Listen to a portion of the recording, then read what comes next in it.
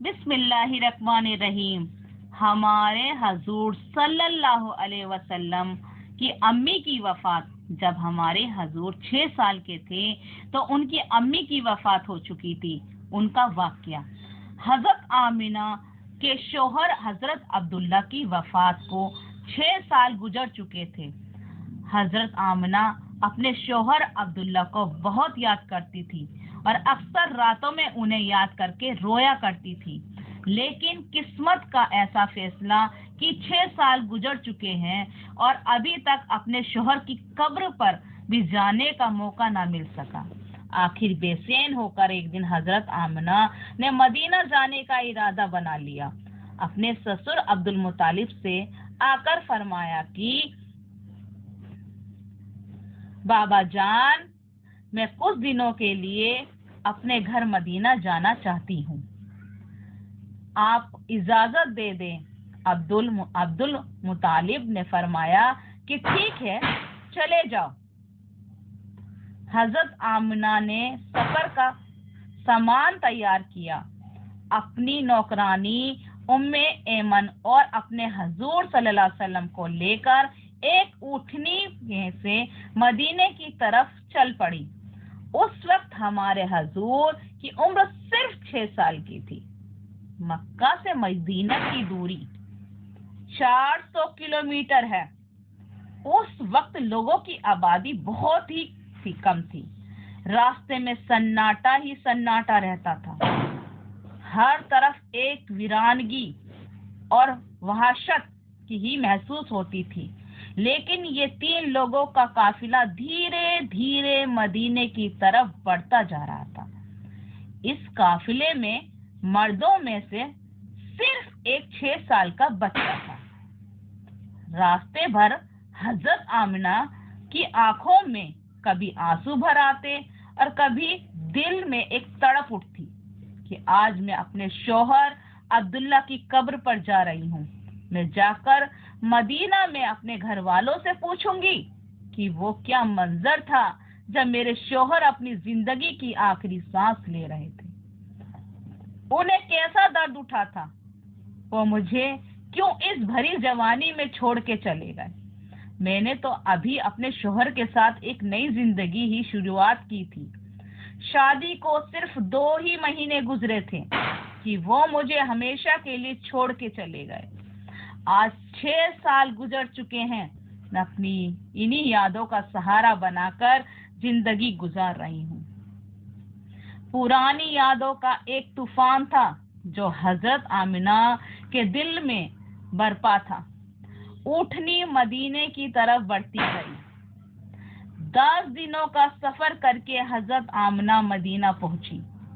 घर पहुंचते ही हजरत आमिना ने जैसे ही अपनी अम्मी को 6 साल के बाद देखा तो शौहर का वो गम जो अभी तक दिल में था वो भर कर उनके चेहरे पे आ गया। और फिर हजरत आमिना अपनी अम्मी से लिपटकर जोर जोर से रोने लगी। या खुदा, हजरत आमिना के आंसू ही आज सारे घर वालों को उनकी दर्द भरी दास्तां सुना रहे थे कि इस 25 साल की नौजवान लड़की अमीना ने इतनी कम उम्र में कैसे कैसे गम बर्दाश्त किए हैं, लेकिन जुबान से एक लफ्ज भी ना बोला। आज जब 6 सालों के बाद अपनी माँ पर नजर पड़ी तो हजरत आमिना अपने आप पर काबू ना पा सकी और अपनी अम्मी से लिपटकर सब कुछ कह डाला। हजरत आमिना की अम्मी अपनी बेटी को दिलासा दे रही थी और कह रही थी, बेटी परेशान ना हो, अल्लाह तुझे इसका बेहतर बदला अता फरमाएंगे। हजरत आमिना की अम्मी ने जब अपने नाती मोहम्मद को देखा तो बहुत खुश हुई। हर एक के सामने तारीफें करते ना थकती कि जरा मेरे नाती को तो देखो, अल्लाह ने उसे कैसी खूबसूरती अता फरमाई है। 2 दिनों के बाद हजरत आमिना अपने शौहर अब्दुल्ला की कब्र पर पहुंची। कब्र के पास बैठकर बहुत देर तक रोती रही और दिल ही दिल में अपने शौहर से कुछ कह रही थी। शायद वो कह रही होगी, ए अब्दुल्ला, तुम मुझे इतनी जल्दी छोड़ के क्यों चले गए? मैंने तो तुम्हारे साथ सारी زندگی گزارنے کے سپنے دیکھے تھے، لیکن تم نے تو مجھے زندگی کے سفر میں اکیلا ہی چھوڑ دیا۔ مجھے تمہارے بغیر بالکل بھی اچھا نہیں لگتا۔ اے عبداللہ، کاش کہ تم زندہ ہوتے تو آج اپنی اس آمنہ کا غم دیکھتے۔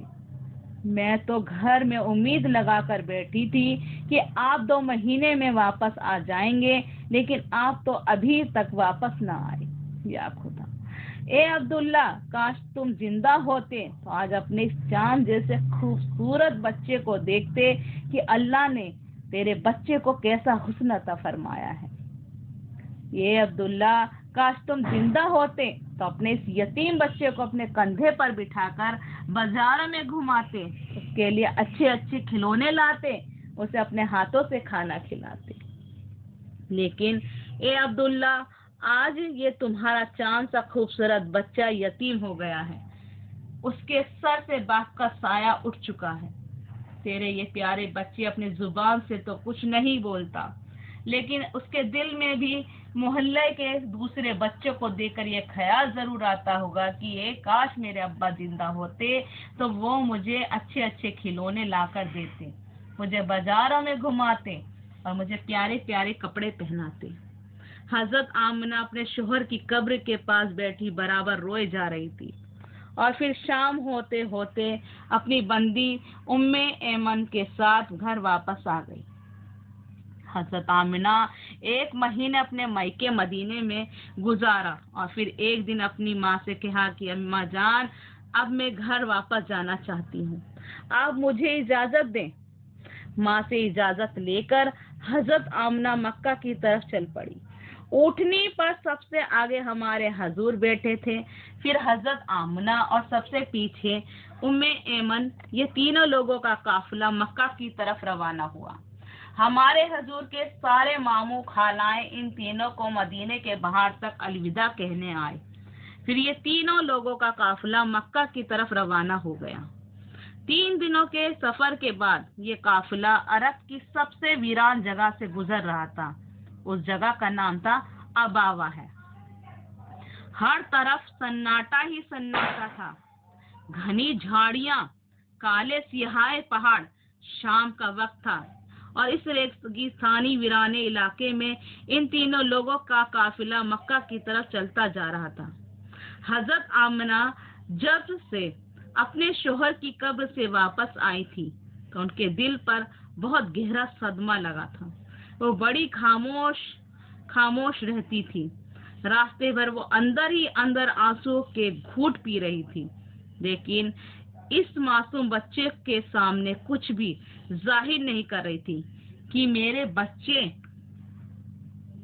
کو کوئی تکلیف نہ ہو۔ اباوا کے مقام پر پہنچ کر اچانک حضرت آمنہ کے سینے میں درد اٹھا اور انہوں نے حضرت ام ایمن کو فوراً بتایا کہ مجھے سینے میں درد ہو رہا ہے۔ حضرت ام ایمن نے حضرت آمنہ سے کہا کہ آپ پریشان نہ ہو، میں اونٹنی کو کسی اونچی جگہ پر روکتی ہوں۔ اور پھر حضرت ام ایمن اونٹنی کو ایک اونچے ٹیلے پر لے کر پہنچی۔ اس جگہ پر پتھر کا ایک تخت سا بنا ہوا تھا۔ انہوں نے حضرت آمنہ کو اونٹنی سے اتار کر اس پتھر پر لٹا دیا۔ حضرت آمنہ کے بار بار سینے میں عجیب سا درد اٹھ رہا تھا۔ شاید انہیں اپنے شوہر کا غم بہت زیادہ ہو گیا تھا، اس لیے انہیں دل کا دورہ آ رہا تھا۔ حضرت آمنہ بار بار اپنا سینہ پکڑ رہی تھی اور درد کو روکنے کی کوشش کر رہی تھی، لیکن قدرت کو کچھ اور منظور تھا۔ ہمارے حضور اپنی امی کو گھبرائی ہوئی نگاہوں سے دیکھ رہے تھے۔ وہ سمجھ ہی نہیں پا رہے تھے کہ میری امی کو کیا ہو رہا ہے۔ حضور کی عمر اس وقت صرف 6 سال کی تھی۔ آنکھوں میں آنسو بھرے ہوئے تھے، دل گھبرا رہا تھا اور بار بار ہمارے حضور اپنی امی سے کہہ رہے تھے، امی جان، آپ مجھ سے بات کیوں نہیں کر رہی ہو؟ آپ خاموش کیوں ہو؟ مجھ سے بات کرو امی۔ حضرت ام ایمن حضرت آمنہ کے ہاتھ پیر دبا رہی تھی، ان کے سر پر ہاتھ پھیرتے ہوئے کہہ رہی تھی، یہ آمنہ ہمت رکھو، تمہیں کچھ نہیں ہوگا، تم بالکل ٹھیک ہو جاؤ گی۔ لیکن حضرت آمنہ سمجھ چکی تھی کہ شاید اب جانے کا وقت آ چکا ہے۔ یا خدا، حضرت آمنہ درد کی وجہ سے بار بار اپنی آنکھوں کو بند کرتی اور کھولتی۔ حضرت آمنہ آنکھ کھول کر اپنے اس 6 سال کے بچے کو دیکھتی اور دل ہی دل میں سوچتی، اب میرے اس یتیم بچے کا کیا ہوگا؟ میرے بچے کے اپنے باپ کا سایہ تو دیکھا ہی نہیں، اور اب میں بھی اسے چھوڑ کے جا رہی ہوں۔ نہ بہن نہ بھائی ہے، میرا بچہ اب کس کے لیے جیے گا؟ میرے بچہ اب کس کے سہارے جیے گا؟ حضرت آمنہ درد کی وجہ سے بار بار اپنی آنکھیں بند کر لیتی، لیکن ہمارے حضور اپنی امی کو ہلاتے اور روتے ہوئے پوچھتے، امی جان آپ کیا ہو رہا ہے؟ ہمارے حضور کچھ سمجھ ہی نہیں پا رہے تھے، لیکن کچھ بھی 6 سال کا ایک بچہ کیا جانے کہ اس کی ماں کو کیا ہو رہا ہے۔ آج تک ہمارے حضور نے کسی کو مرتے ہوئے نہیں دیکھا تھا۔ آخر حضرت آمنہ نے موت سے کچھ سیکنڈ پہلے سارا زور لگا کر اپنی آنکھیں کھولی اور اپنے 6 سال کے بچے کے سر پر ہاتھ پھیرتے ہوئے کہا کہ بیٹا پریشان نہ ہو، اب میں جا رہی ہوں، لیکن ساری دنیا کو ایسا بچہ دے کر جا رہی ہوں جو ساری کائنات کو روشن کر دے گا۔ آمین۔ اتنا کہہ کر حضرت آمنہ نے حضور کا سر اپنے سینے پر رکھ لیا اور اپنی آنکھیں بند کر لی۔ حضور نے محسوس کیا کہ میری امی کی کوئی آواز نہیں آ رہی، تو سر اٹھا کر دیکھا تو حضرت آمنہ کی وفات ہو چکی تھی۔ ہمارے حضور اپنی امی کو ہلا رہے تھے اور کہہ رہے تھے، امی جان اٹھو، مجھ سے باتیں کرو، میں آپ کے بغیر کہیں نہیں جاؤں گا، میرا مکہ میں آپ کے سوا کون ہے؟ ہمارے حضور روتے ہوئے اپنی امی کو اٹھا رہے تھے اور حضرت ام ایمن بار بار ہمارے حضور کو دلاسا دے رہی تھی اور کہہ رہی تھی کہ بیٹا تمہاری امی اب ہمیں چھوڑ کے جا چکی ہے، وہ اب کبھی واپس نہیں آئے گی۔ ہمارے حضور اپنی امی سے لپٹ کر رو رہے تھے۔ ام ایمن کسے کہہ رہے تھے کہ خالہ جان میری امی اٹھاؤ، کیوں نہیں اٹھ رہی ہے اور مجھ سے کیوں بات نہیں کر رہی ہے؟ میں اپنی امی کے ساتھ مکہ جاؤں گا، میرا ان کے علاوہ کون ہے؟ دوستو، وہ کیا ڈراونا منظر ہوگا کہ مکہ مدینہ کی عجیب سی بہت دور ایک سنسان علاقے میں 6 سال کا بچہ اپنی ماں سے لپٹ کر رو رہا ہے اور اپنی ممی کو مرتے ہوئے دیکھ رہا ہے۔ شاید اس دن آسمان کے فرشتے بھی رو رہے ہوں گے۔ اس وقت ہمارے حضور کے پاس صرف حضرت ام ایمن تھی کہ گھر کی نوکرانی تھی۔ گھر کی نوکرانی کیا دلاسا سے مل سکتا ہے؟ اگر اللہ چاہتا تو حضرت آمنہ کو مدینے میں وفات دے سکتا تھا۔ کم سے کم ہمارے حضور کی خالہ، ماموں، نانی ہمارے حضور کو گلے لگا کر کچھ دلاسا تو دے دیتے۔ اگر اللہ چاہتا تو حضرت آمنہ کو مکہ میں وفات دے سکتا تھا۔ کم سے کم ہمارے حضور کے چاچا، دادا عبد المطالب یا پھوپھیاں بھی ہمارے حضور کو گلے سے لگا کر دلاسا دے سکتی تھی۔ مصیبت کے اس وقت میں ہمارے حضور کے لیے سہارا بنتی، لیکن اللہ تعالیٰ ساری دنیا کو دکھانا چاہتے تھے کہ اے لوگوں دیکھو، یہ محمد وہ ہستی ہے جس کی خاطر میں نے ساری کائنات بنائی ہے۔ اس بچے سے میں اتنی محبت کرتا ہوں کہ پورے قرآن میں نے اسے نام لے کر نہیں پکارا، ہمیشہ محبت سے پکارا ہے۔ اے لوگوں، یہ محمد وہ بچہ ہے جس کے اشارے پر آسمانوں میں تہلکا مچ جاتا ہے، جس کی دعاؤں کے ہاتھ اٹھتے ہی میں دنیا کا نظام ہی بدل دیتا ہوں، جس کی انگلی کے اشارے پر میں چاند کے 2 ٹکڑے کر دیتا ہوں۔ اے لوگوں، یہ محمد وہ ہستی ہے جسے میں نے سارے جہاں کی خوبصورتی دی۔ آ جاؤ آج میری دنیا والوں، ذرا اباوا کے مقام پر آ کر دیکھ لو کہ اس بچے پر کیسی مصیبت کا پہاڑ ٹوٹا ہے، وہ کیسے اپنی ماں سے لپٹ کر رو رہا ہے۔ آج اسے کوئی سہارا دینے والا نہیں ہے۔ حضرت ام ایمن نے کسی طرح پتھروں کو ہٹا کر قبر بنائی اور پھر جب اس میں حضرت آمنہ کو اتارنے لگی تو ہمارے حضور اپنی ماں سے چمٹ گئے اور کہنے لگے، خالہ جان میری ماں کو ان پتھروں میں مت رکھو، मुझे उन्हें घर ले जाना है। हजरत उम्मे ऐमन ने किसी तरह हजरत आमिना को कब्र में उतारा और फिर हजूर को लेकर ऊँटनी की तरफ चल पड़ी। जब हजरत उम्मे ऐमन ऊँटनी पर बैठने लगी तो पीछे मुड़कर देखा तो हमारे हजूर मौजूद ही नहीं थे। वो बहुत परेशान हो गई कि हजूर कहाँ गए। ऊपर टीले से किसी बच्चे के रोने की आवाज आ रही थी। दौड़ते हुए ऊपर गई तो देखा कि हमारे हजूर अपनी माँ की कब्र से लिपट कर रो रहे हैं और कह रहे हैं, अम्मा जान, आप मुझे इतनी जल्दी छोड़ के क्यों चली गई? मेरा आपके सिवा कौन है? ना मेरा कोई भाई है, ना बहन है, और मैं किसके सहारे जिंदगी गुजारूंगा? हजरत उम्मे ऐमन ने पीछे से हजूर को उठाया और कहा कि बेटा चलो घर चलते हैं। हमारे हजूर ने कहा कि नहीं, मैं अपनी अम्मी के साथ जाऊंगा। हजरत उम्मे ऐमन ने किसी तरह हजूर को अपनी गोद में उठाकर ऊँटनी पर बिठाया और मक्का की तरफ चल दी। हजरत उम्मे ऐमन फरमाती है कि जब तक आमिना की कब्र नजर आती रही, हमारे हजूर बार बार अपनी अम्मी की कब्र को देखते जा रहे थे और मुझसे कह रहे थे कि खाला जान, मुझे मेरी माँ के पास ले चलो, मैं उनके बगैर मक्का नहीं जाऊंगा। 4 दिन के सफर के बाद ये दोनों लोग मक्का पहुंचे। सारे रास्ते हमारे हजूर का एक पल के लिए भी नहीं सोए और बराबर रोते रहे। जब हजरत उम्मे ऐमन हमारे हजूर को लेकर मक्का पहुंची तो अब्दुल मुत्तालिब ने ऊँटनी की तरफ देखते हुए पूछा कि ए उम्मे ऐमन, आमिना कहाँ है? तुम तो 3 लोग गए थे, फिर 2 लोग क्यों वापस आए हो?